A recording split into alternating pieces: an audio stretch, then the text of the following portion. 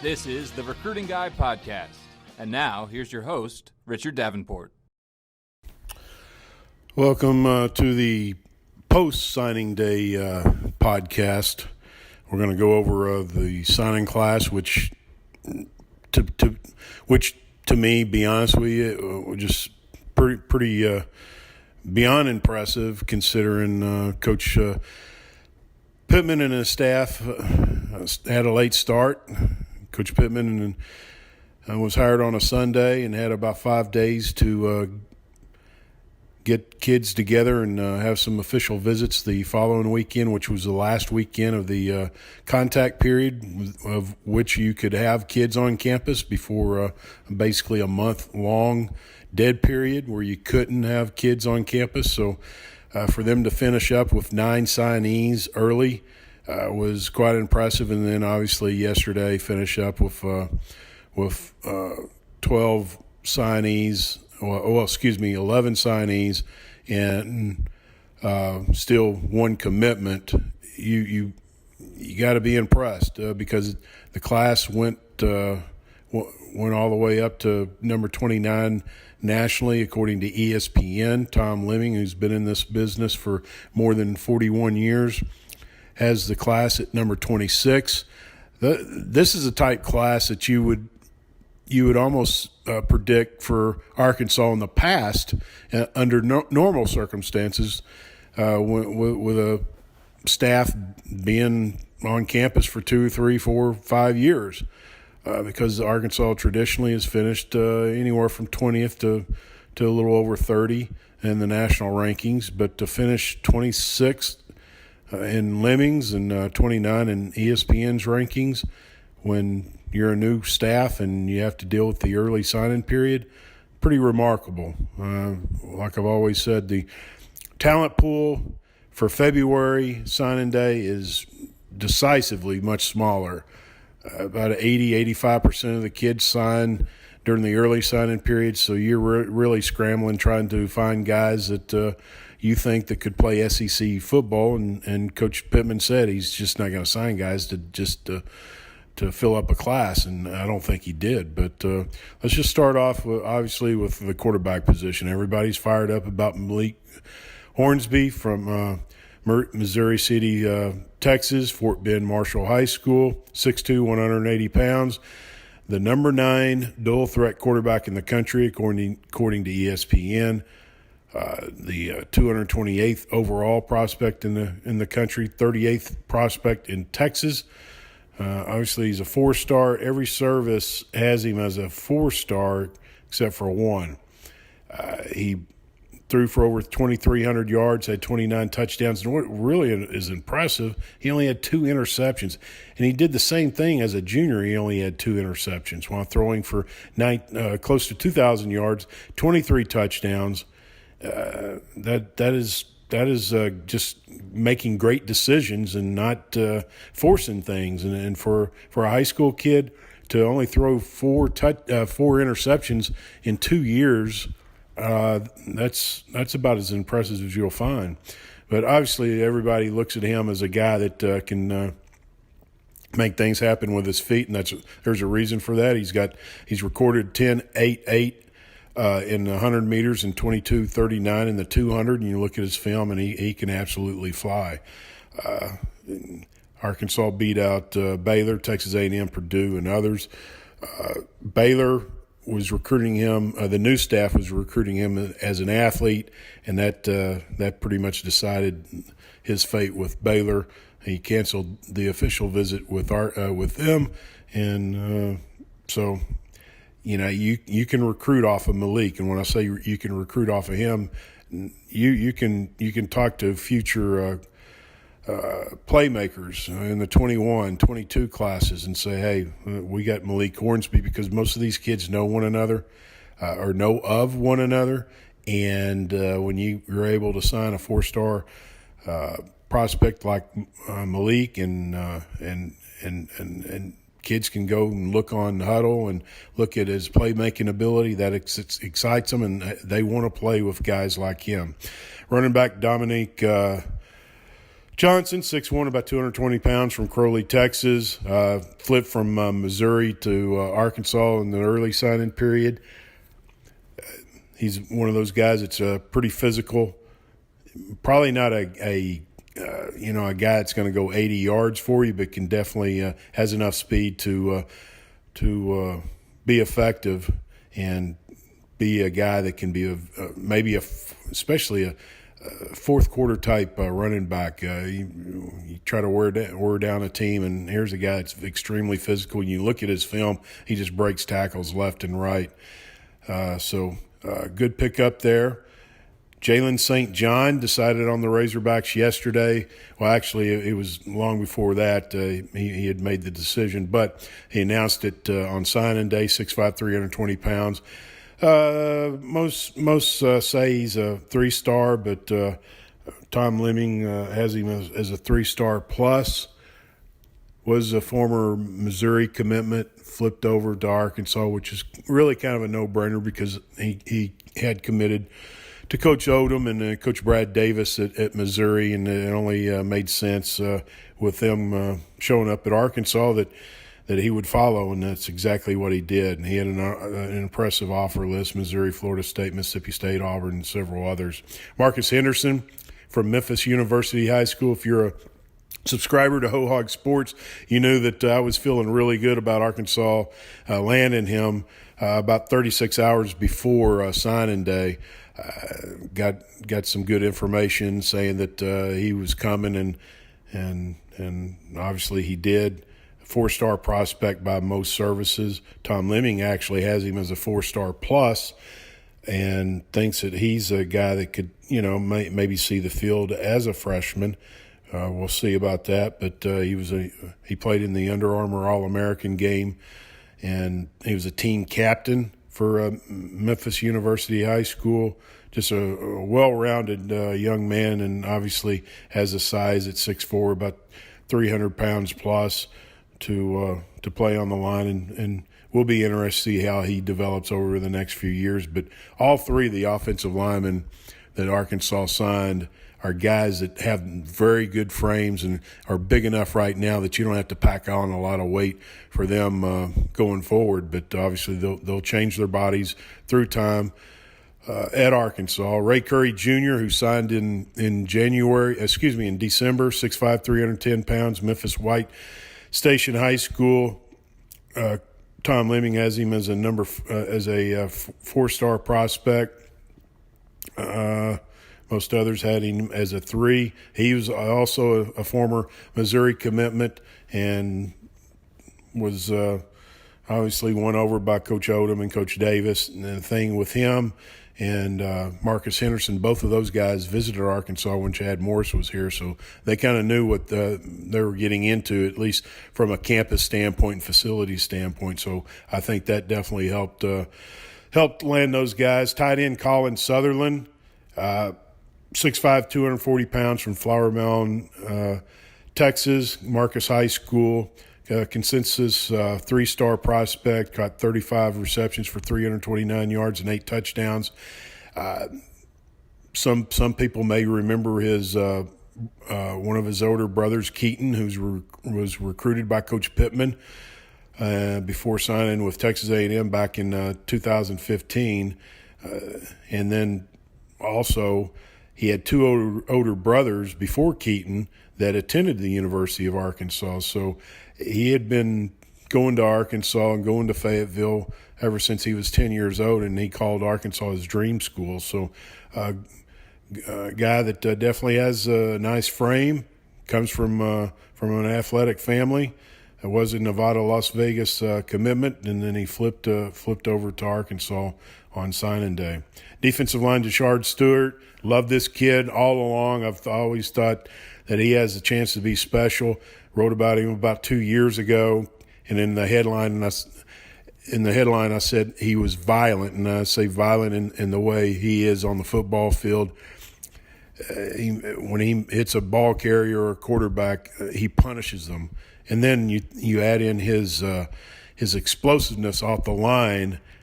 I think that he's one of those guys that you could see maybe playing as as a freshman. I said that probably about a month ago, I think in another podcast. But just a very productive kid who had 23 tackles for losses, 17 sacks, 14 quarterback hurries. Just was a mismatch all year for offensive tackles this past season, but ran a legitimate 4.61 at the one of the opening regionals. Actually, it was in St. Louis, and at the time, he had the nation's sixth best combine rating of 131.76 that he registered at that combine. And excuse me, and the other five guys were all defensive backs, running backs, and receivers. So here's a guy that was putting up numbers that's very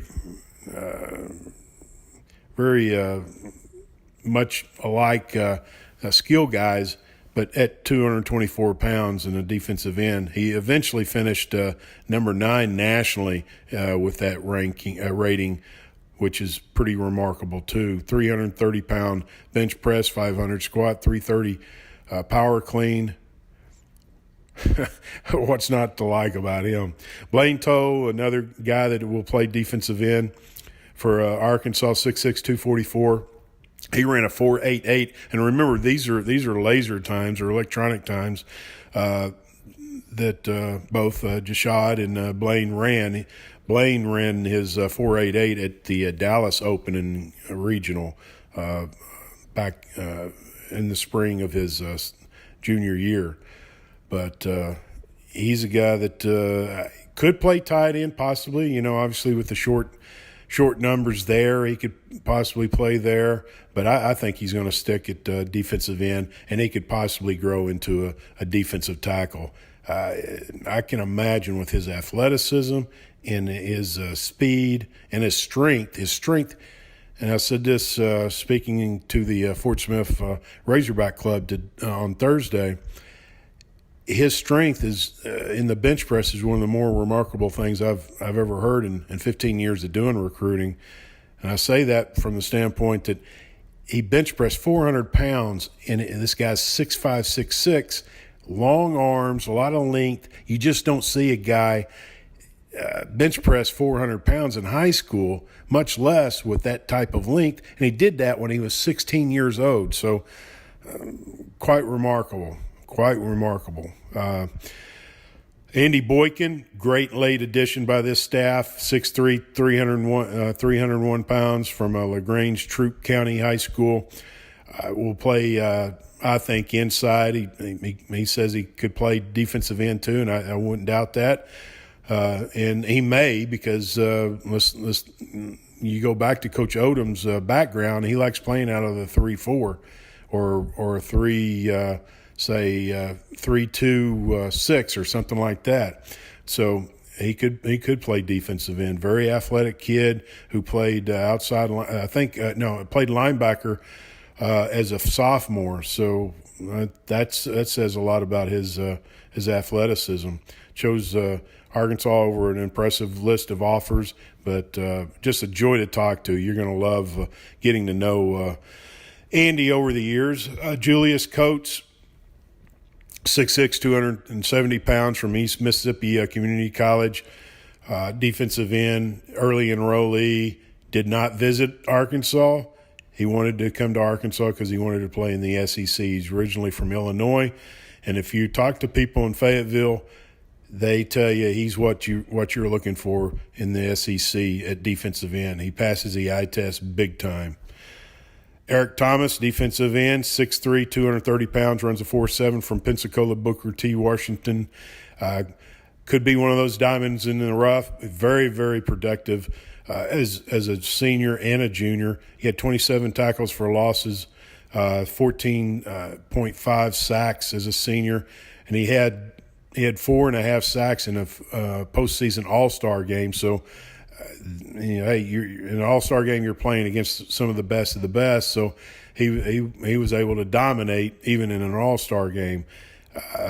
His father's about 6'7", so definitely has a possibility of growing more. So keep an eye on Eric on down the road. I'm not going to say he's going to play next year as a true freshman. Wouldn't rule it out, but I think in a couple of years you could see a guy that a lot of people were going, "Wow, I'm sure glad Arkansas got him." Quellin McGee, 6'4", about 255. His coach says runs a 4.6. He's from Fort Valley, Peach County High School in Georgia. I think if and I've been asked this a couple of times, and I've been consistent in saying I think he could be the surprise of this class. Reason I say that because he could move inside, and I think he will. I think you'll eventually see 6'4", 290, 300-pound defensive tackle with very, very good athleticism. He's only played football for 2 years. Keep an eye on Jaquelin. Linebackers, Catrell Wallace, really like him, 6'6", about 212 pounds, runs about a 4.7, very productive outside linebacker for the Bryan Hornets, who won back-to-back Class 7A state titles. He plays basketball too, so he's not in the weight room a lot. I think that's what makes him even more intriguing. It's because he hasn't been in the weight room, so he's going to add 20, 30 pounds with no problems at all, and obviously continue to get bigger, stronger, and faster. And I think the sky's the limit for him. He's got all the tools that you're looking for a guy, an outside linebacker. Chose Arkansas over Oklahoma State and Nebraska, Virginia, Houston, and several others. Kealan Burrell, linebacker from Harvey, Louisiana, Helen Cox High School, 4.7 speed.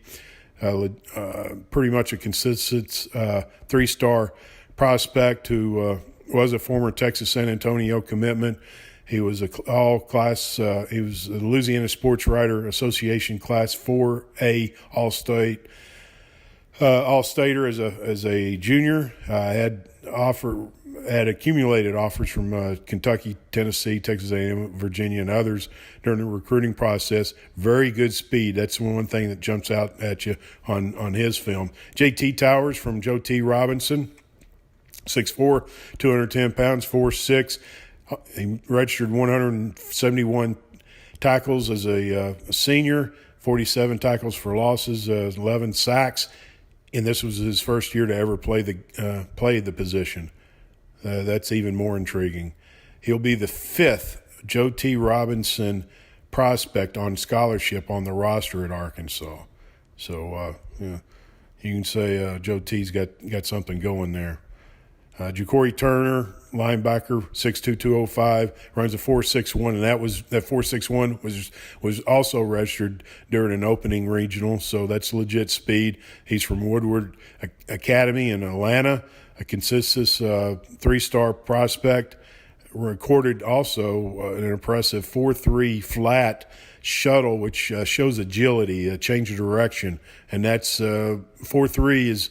Well, a lot of times you'll see skill guys running that, and here's a guy that it's a linebacker, also a 32-inch vertical. Cincinnati, Boston College, Rutgers, Louisville, some of his offers. Defensive backs, Miles Slusher, 4-star, pretty much rated by everybody. Tom Lemming has him as a 4-star plus prospect. Was originally committed to Oregon. Really came down to Oregon and Arkansas. And Nebraska and Arkansas, and obviously he picked the Hogs. Was definitely won over by Coach Pittman. Also, I think playing in the SEC was a huge draw. Early enrollee there, Kyrie Johnson, 6'1", 183, cornerback from Connecticut, 4.49 speed, 4.49 speed. And a 3-star according to most everybody, except for one service that has him as a 2-star. But Rutgers and Georgia came in late and tried to offer him and try to get him away from Arkansas. But he visited unofficially back in the fall for the Mississippi State game. That kind of got their wheels rolling. And then once Coach Pittman and them got on campus, they extended the offer, and it was pretty much a done deal because he loved Arkansas. He wants to major in business, and Sam Walton business college definitely was a huge draw for him. Nick Turner, another cornerback from New Orleans, brother Martin, 6 foot 184, good size, 4.3 speed. He's been clocked at 4.3 several times. The 4.34 was at a college camp. I can't remember where. I forgot. I can't remember off the top of my head, but just one of those guys just has great speed, and that's what you got to have if you're a defensive back, a cornerback in the SEC. Was originally committed to Georgia Tech, but reopened things on December the 2nd when he was visited by Coach Pittman for an in-home during the December contact period. That really sealed the deal, he said. Athlete Darren Turner could play safety, could play receiver. I think Coach Pittman said they'll start him out at receiver. 6'4", 215 from Memphis Central. Rated a 4-star by most. One service has him as a 3-star, but he's on campus right now. He was a 4-year letterman, committed to Arkansas under Coach Morris. Reopened things after Coach Morris was let go, and then made an official visit to Arkansas under Coach Pittman, sealed the deal, and he's on campus right now. Again, versatility, that's what he brings at 6'4", 215, and gives you a possibility of playing him on either side of the ball.